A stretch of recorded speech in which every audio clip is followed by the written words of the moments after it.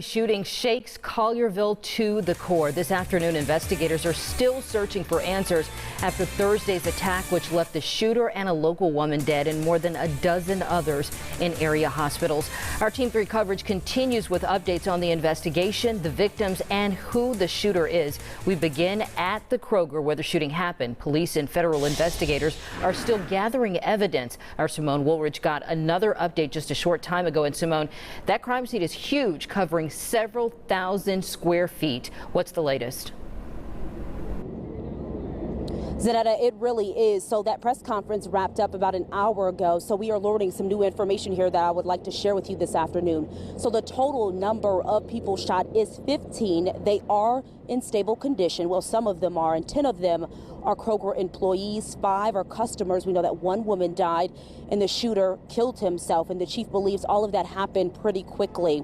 So I mentioned that shooter. We are learning more about that shooter. His name is UK Hong. He is 29 years old. And Zanetta, you talked about the scene here being pretty massive. It's still a massive scene here. So I want to step out and give you a look. Collierville police still on scene here. Again, just still trying to piece together some of the information just about what transpired here and the steps that it did transpire.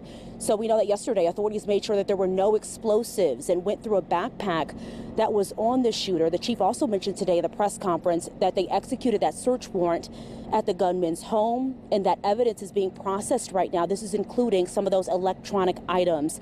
Of course, this was a very scary situation for the people inside.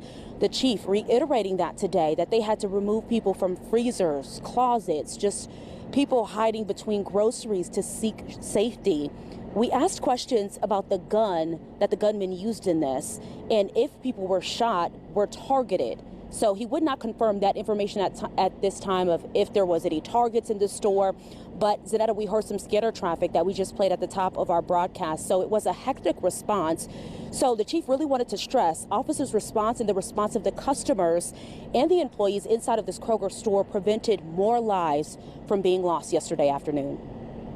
There were bloody people running out of that building, and there was not one blue uniform that hesitated. I mean, from the bottom all the way up, we're in there trying to help. You know, I've been in the fire service for 44 years, right here in the town of Collierville, and I've never been so proud of a group of people in my life, my whole career, that looking in their faces yesterday, there was no hesitation to do or go anywhere to help their fellow man.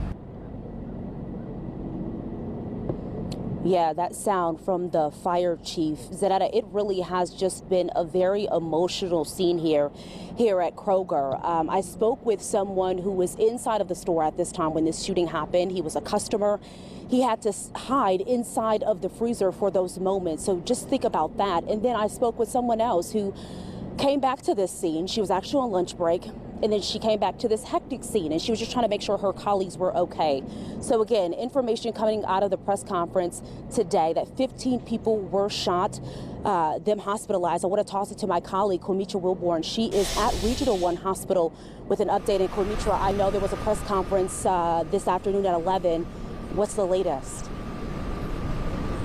Well, Simone, we learned more about the conditions of those victims, and we also learned about the response that the hospital took in order to save as many lives as they could. So we know 8 of those 15 victims were brought here to Regional Hospital. So according to hospital officials, one of those individuals died. They confirmed that was Olivia King, who we've been reporting on since last night. They said 1 patient has been released and 6 are still in the hospital. And of those 6, 3 are still in critical condition. Now, when they first arrived, hospital officials say 3 of the 8 patients had to have emergency surgery as soon as they arrived.